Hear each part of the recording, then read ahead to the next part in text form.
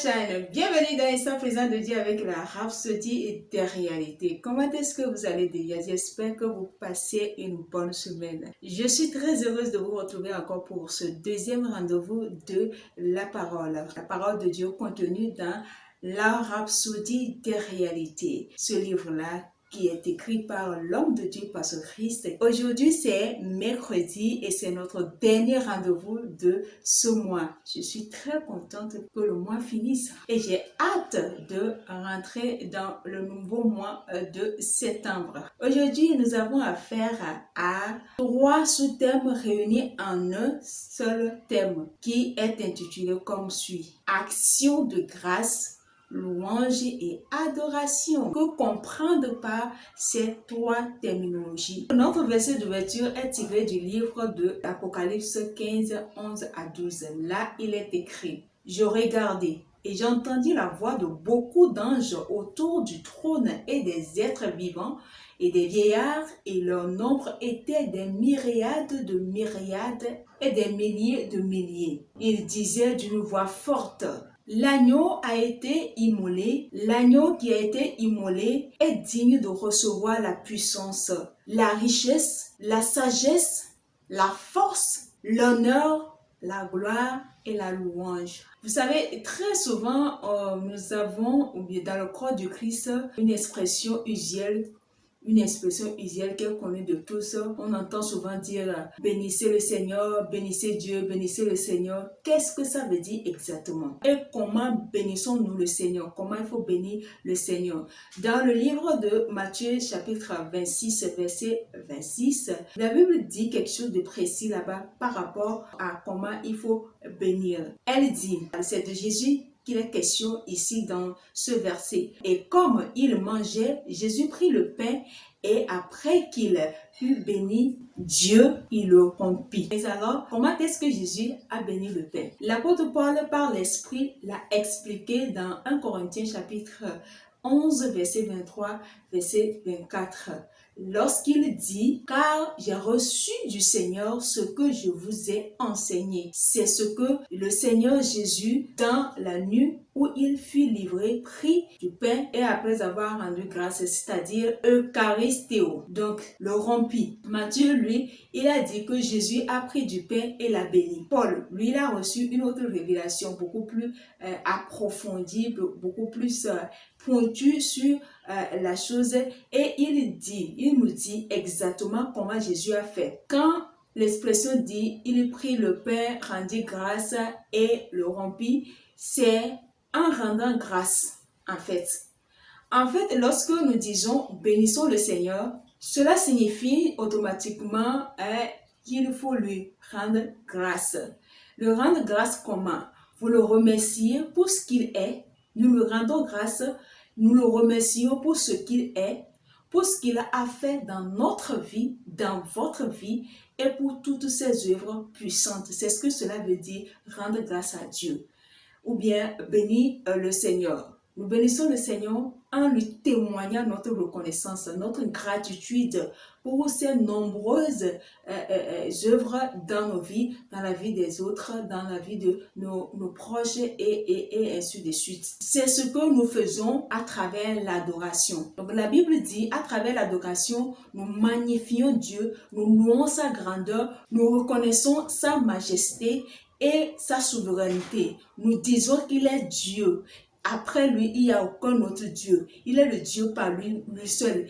Et c'est lui qui fait toutes choses dans nos vies. C'est lui qui construit nos vies. Donc aussi, nous lisons dans Hébreux chapitre 13, verset 15, il est encore beaucoup plus explicite sur cette manière d'adorer ou bien de rendre grâce à Dieu. Il dit là-bas: Par lui, offrons sans cesse à Dieu un sacrifice de louange, c'est-à-dire le fruit de nos lèvres qui confesse son nom. Et c'est ce qui nous amène sur la louange. Donc, louer Dieu, c'est rendre grâce à Dieu. Alléluia. À travers le livre de l'Apocalypse, chapitre 11, versets 16 à 17, nous remarquons une offrande d'adoration véritable. Et les 24 vieillards qui étaient assis devant Dieu sur leur trône se prosternèrent sur leur face Et ils adoraient Dieu en disant, nous te rendons grâce, Seigneur, Dieu Tout-Puissant,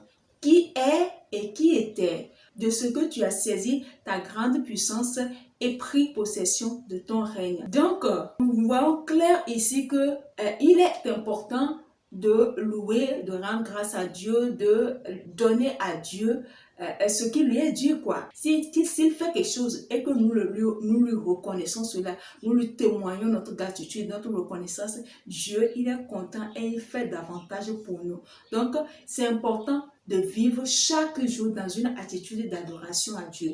Parce que mine de rien, nous n'avons rien fait pour mériter la vie que nous avons.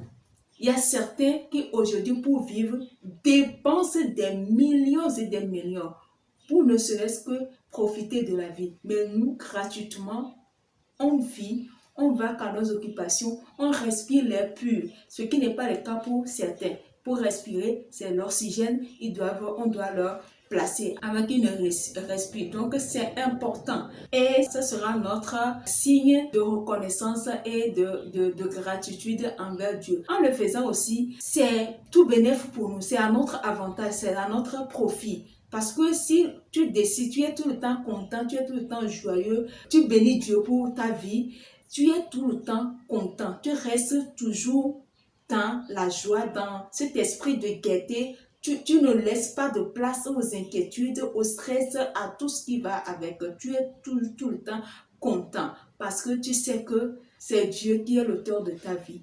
C'est lui qui construit ta vie. Tout ce qui se passe avec toi dans ta vie, c'est lui qui est à l'origine. Car ce que nous devons savoir, peu importe le défi, nous serons confrontés ou bien auquel nous sommes confrontés actuellement, celui qui est en nous est plus grand que celui qui est dans ce monde. Nous devons avoir cette assurance, cette confiance que rien ne peut nous nuire.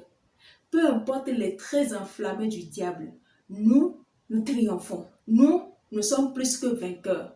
Nous sommes victorieux. Alléluia. Et c'est ce qui nous permettra de gagner toujours. Dieu soit loué. Alléluia. Nous allons prendre la prière. Je dis, vous répétez après moi, s'il vous plaît.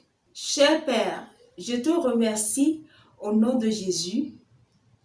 Je vis chaque jour dans une attitude d'adoration, une attitude d'action de grâce, car je sais que peu importe la situation, tu m'as déjà donné la victoire.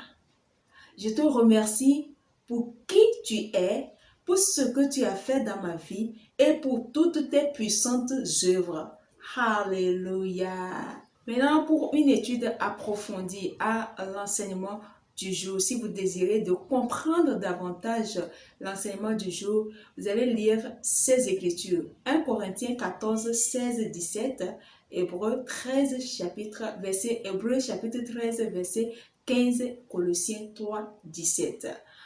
Pour une étude de la Bible en un an, 1 Corinthiens chapitre 15, verset 1 à 37 et Proverbes, les chapitres 5, 6 et 7.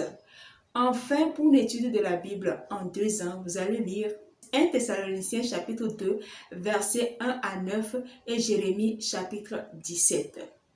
Bien.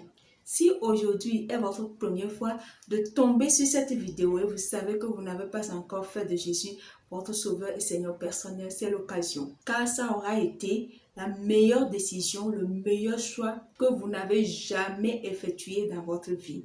Si vous ne trouvez pas d'inconvénient, je vais vous conduire à travers cette prière. Ô Seigneur Dieu, je crois de tout mon cœur en Jésus-Christ, Fils du Dieu vivant. Je crois qu'il est mort pour moi et Dieu l'a ressuscité des morts. Je crois qu'il est vivant aujourd'hui. Je confesse de ma bouche que Jésus-Christ est le Seigneur de ma vie à partir d'aujourd'hui. Par lui et en son nom, j'ai la vie éternelle. Je suis né de nouveau. Merci Seigneur d'avoir sauvé mon âme. Je suis désormais un enfant de Dieu. Alléluia. Félicitations, bienvenue dans la famille des choisis, des illuminés, dans la famille des fils de Dieu vivant, dans la famille tout simplement des champions. Alléluia. Voilà, aimez la vidéo, partagez-la, abonnez-vous à la page ainsi que à la chaîne YouTube.